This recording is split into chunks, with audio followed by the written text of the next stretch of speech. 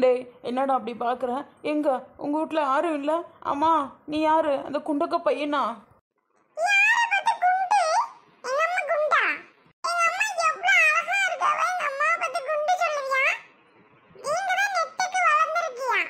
சரி அதை விடு. அம்மா வசந்தி எங்க? ஐயோ கோவமா வந்தாளா? அந்த அக்காவை கூப்பிடு.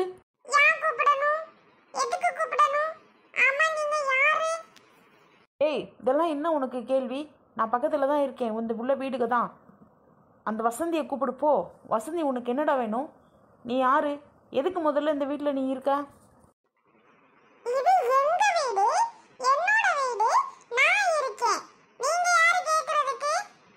நான் யாரு கேட்குறதுக்கா? அட்டிச்சேன்னு வை அப்படியா? டேய் இங்கே வரு, ஒழுங்கு மரியாதை கூப்பிடு.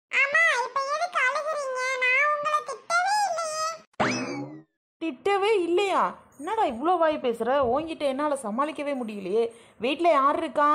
வீட்டில் யார் இருக்கா?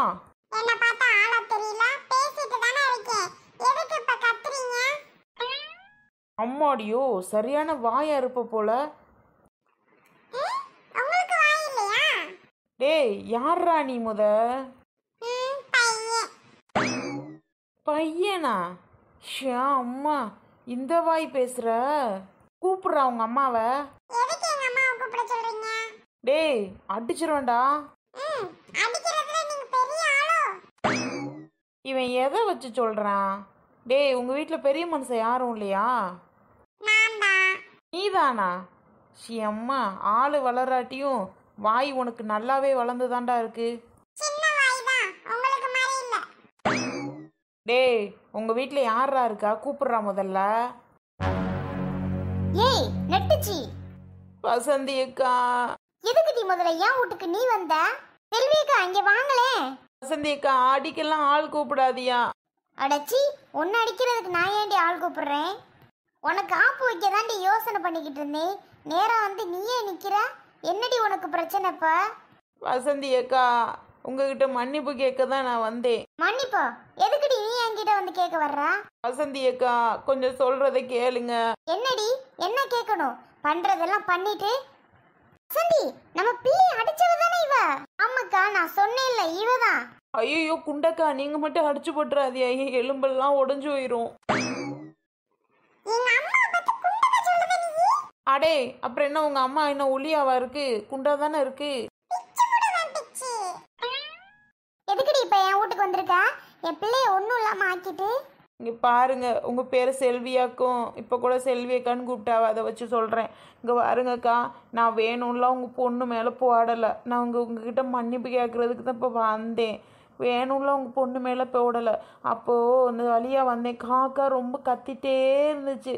சனிங்க ஏந்த கத்திட்டே இருக்கு அப்படின்னு சொல்லி அங்கே பக்கத்தில் ஒரு உருண்டை கல் சொரக்காங்கல் மாதிரி மூக்கு மாதிரி நீட்டிட்டு இருந்துச்சு.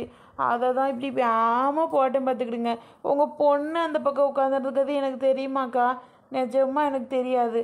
பார்த்தா அப்புறம் தான் தெரியுது உங்கள் பொண்ணுக்கு அப்படின்னு. நடிக்காதடி. எப்படா என் வீட்டு குடும்பத்தை பழி வாங்கலாம் தெரிஞ்சவ தானே நீ? எனக்கு தெரியும்டி உன்னோட வேலை என்னன்னு. எல்லாமே நீ வேணும்னு தான் பண்ணியிருக்க. எனக்கெல்லாம் தெரியாதுன்னு நினச்சிட்டு இருக்கியா நீ? இவ்வளோ தூரம் உங்ககிட்ட மன்னிப்பு கேட்க வந்திருக்கேன், திரும்பவும் என்னை இப்படி பேசுறீங்களேக்கா. அடிப்பம்பில் உங்ககிட்ட சண்டை போட்டுட்டு என் வீட்டுக்கு போனேன். என் புருஷங்காரன் எங்கிட்ட விழுந்து மண்டை அடிவிட்டு வந்து கிடக்கேன். அதை பார்த்தது எனக்கு பக்குன்னு ஆயிடுச்சு. ஒருவேளை நம்ம மன்னிப்பு கேட்காம இருக்கிறோமே, அதுதான் கடவுள் நமக்கு தண்டனை கொடுத்துறாருன்னு நினச்சிட்டு இப்போ வந்தேன் தெரியுமா? இங்கே வேறு பண்ணது பண்ணிட்ட. 30 நாள் அடிபட்டு தான் வந்து கிடைக்கான். என் பிள்ளைக்கு எந்த ஒரு ஞாபகமுமே இல்லை. அது உனக்கு தெரியுமா? முதல்ல தெரியும்க்கா தெரியும்க்கா. எக்கா என்னை மன்னிச்சிட்டேன்னு சொல்லு வசந்திக்கா. ஒழுங்கு மரியாதை எந்திரிச்சிரு. என் காலெல்லாம் நீயே வந்து விழற. பண்ண தப்பெல்லாம் கடவுள் உனக்கு கண்டிப்பாக தண்டனை கொடுப்பாருன்னு நினச்சேன் கூடிய சீக்கிரம். ஆனால் இவ்வளோ சீக்கிரம் கொடுப்பாருன்னு நினச்சே பார்க்கல. நான் பண்ணது தப்பு தான்க்கா, நான் இல்லைன்னு சொல்லலக்கா. ஏக்கா செல்விக்கா மன்னிச்சிட்டேன்னு சொல்லுங்க. செல்விக்கா இவளுக்கு மன்னிப்பா கிடையவே கிடையாது. இவளுக்கு என்ன பண்ணுறேன்னு மட்டும் பாருங்க. ஸ்டேஷனில் கம்ப்ளைண்ட் கொடுத்து முட்டிக்கு முட்டி தட்டினாதாக்கா இவ சரிப்பட்டு வருவா. என்னது ஸ்டேஷனில் கம்ப்ளைண்ட் தர போறீங்களா? ஆமா ஆமாடி ஆமா, உன்னை கம்ப்ளைண்ட் கொடுத்து உள்ள தள்ளல. என் பேர் வசந்தி இல்லடி. ஐயோயோ, உன் வீட்டில் என்ன வேலை பார்க்கணுன்னு சொல்லு. உன் வீட்டில் என்ன சாணி இல்லைனுமா, என்ன பண்ணணும் இல்லை இல்லை என்ன வேலை வேணாலும் பார்த்தாரே. எனக்கு என்ன தண்டனை கொடுக்குறதுனாலும் கொடு. 4 அரை விடுறியா, அரை அப்படி அடிக்கிறியா அடி, என்ன வேணாலும் பண்ணான்னா ஸ்டேஷன் போய் தொலைஞ்சிடாதக்கா. சரி வசந்தி சொல்லுங்கக்கா. விட்டு தொலைமா, போய் தொலையட்டும். என்ன பண்ணுறது, மன்னிச்சு தொலைவோம். வந்து காலில் விழுவுகளெல்லாம் மன்னிக்காம என்ன செய்ய முடியும் சொல்லு. ஏக்கா அது இவளுக்கெல்லாம் சரிப்பட்டு வராது. இவளெல்லாம் நம்ம மன்னிக்கவே கூடாதுக்கா. அந்த அக்காவுக்கு இருக்கிற இறக்கம் கூட உனக்கு இல்லையே வசந்தி அக்கா. எந்திரிச்சு ஒழுங்கு மரியாதை ஓடிடுறி. உன்னை பார்த்தாலே எரிச்சலா இருக்கு. மன்னிச்சுட்டேன்னு ஒரு வார்த்தை சொல்லு. விடு வசந்தி போட்டோம். சரி சரி போய் தொலை. அவன் நேரம் ஓடி இருப்பேயா. விடு வசந்தி, மன்னிப்புன்னு வந்து கேட்கறவள்கிட்ட என்ன பண்றது.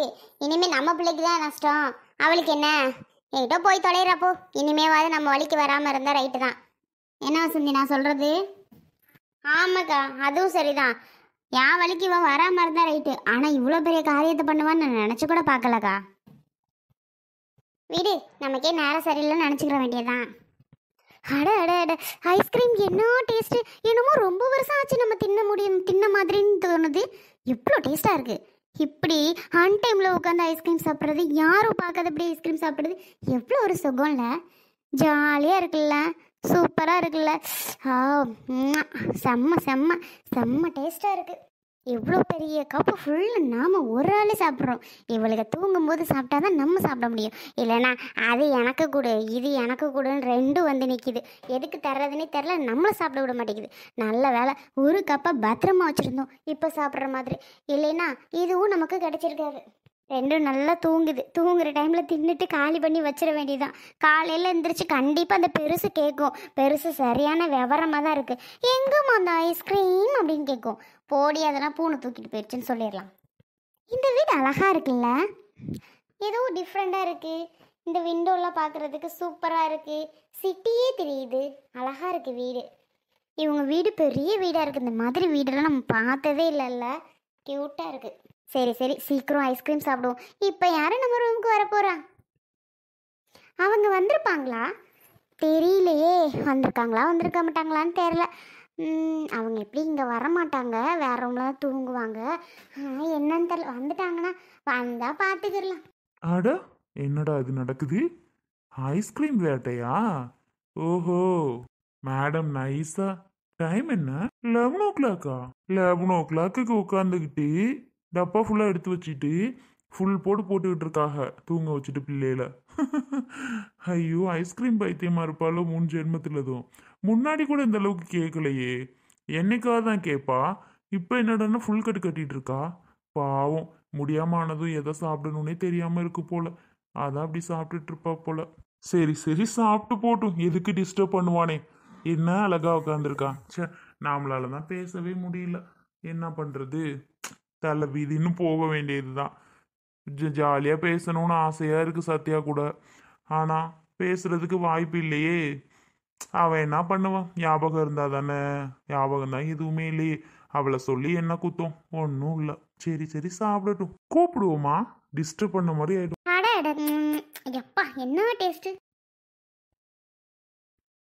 அடிக்காலம் முழுவதும் காத்திருப்பேன், நீ காணும் இடத்தினில் பூத்திருப்பேன். அடி ஒற்றை ரூபாய் பக்கம் 2 எந்த நண்பு சேர்ந்திருக்கும் நெஞ்சில் வைத்து காத்திரு. அடிக்காலம் முழுவதும் காத்திருப்பேன், நீ காணும் இடத்தினில் பூத்திருப்பேன். அடி ஒற்றை ரூபாய் பக்கம் 2 எந்த நண்பு சேர்ந்திருக்கும் நெஞ்சில் வைத்து காத்திரு. அடி பேரழகி உன்னை சேர்ந்திடவே இந்த நாணயமோ சாட்சி. இருக்கும் இதயம் உனக்கே உபயம், எதற்கு ஆராய்ச்சி. சில சீரனமே நீ சிரிக்கையிலே பல சில்லறை சிதறிவிடும். செலவு செய்திட நினைத்தால் கூட இதயம் பதறிவிடும். ஐயோ நீங்களா? சாப்பிடுங்க சாப்பிடுங்க. இல்லைங்க எனக்கு சாப்பிடணும் சாப்பிடணும் போல தோணிட்டே இருந்துச்சா, அதாங்க ஆசையா இருந்துச்சு. சரி சாப்பிடலான்ட்டு தாங்க சாப்பிட்டேன். எதுவும் தப்பா எடுத்துக்காதீங்க. பாப்பா முழிச்சிருந்தா சாப்பிடவே விட மாட்டாளுங்களா, அதாங்க தூங்க வச்சுட்டு நான் சாப்பிட்டேன். சாரிங்க, உங்களுக்கு இல்லாம சாப்பிடலான்னு நினைச்சேன்.